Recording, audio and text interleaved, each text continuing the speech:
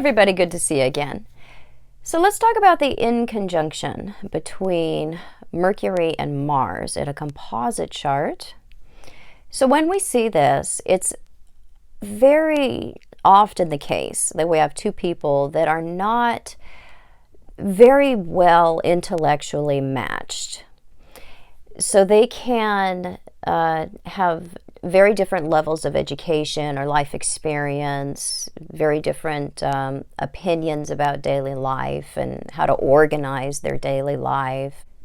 So they'll have different intellectual levels and different intellectual interests. So there is often not a ton to talk about, and there isn't a lot to argue about either. This isn't one that tends to contribute to friction, but more of a gap, or even a lack of conversation, rather than our arguments or difficult types of conversations. In most relationships, that's all that you will see with this particular inconjunction.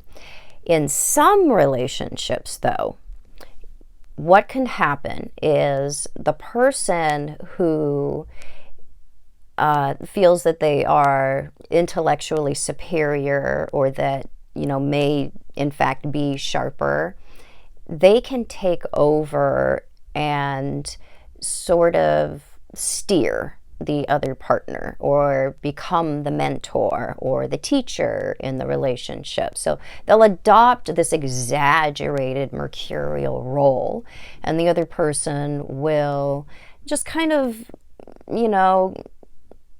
do what they say and accept their opinions. And it isn't really so much a controlling thing. It's not an overtly controlling situation. It's more like the partner who's less intellectually dominant, that they just kind of fall into this role of follower.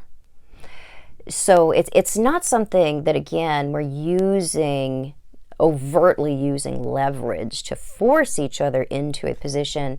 We just kind of fall into this role of teacher and student, or mentor and mentee, and it can lead to an imbalance of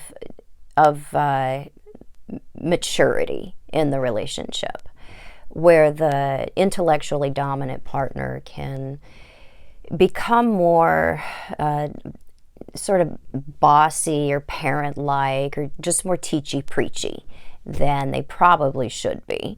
And the other person just kind of accepts this. And so it doesn't actually teach the intellectually weaker person. It doesn't teach them anything, actually. They just end up sort of being run around by what the mercurial partner is telling them to do and asking them to do. Because it's just kind of an absent thing that happens with the partner that isn't playing the mercurial role as bossy teacher there. So that's how it can happen with some people. And you would want to look at the natal charts and see, do we have one person that may, fall into that role of teacher or manager, because that's kind of what it is that they manage the life of the other person, that just kind of gives their life up to that. And then again, it's not something that really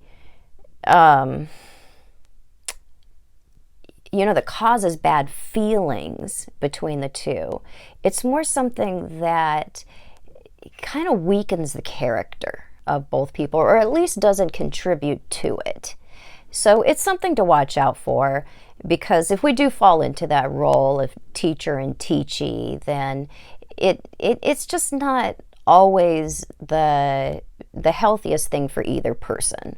It isn't, again, overtly bad in the sense that both people would, go into the therapist's office and spend a lot of money to complain about it.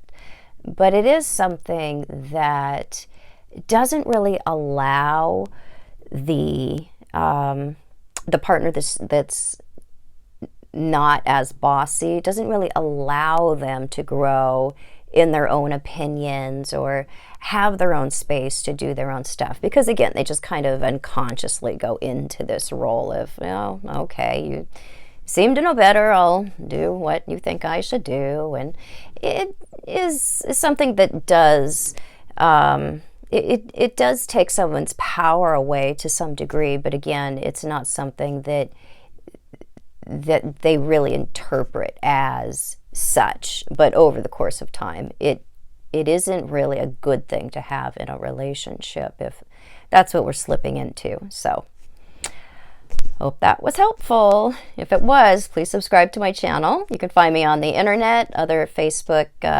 social media, Truth and Aspect Astrology, truthandaspectastrology.com.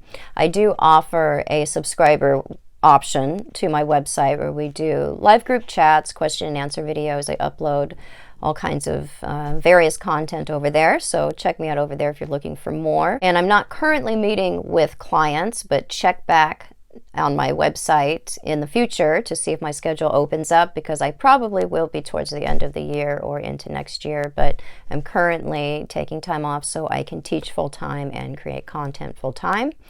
And I will be back super soon.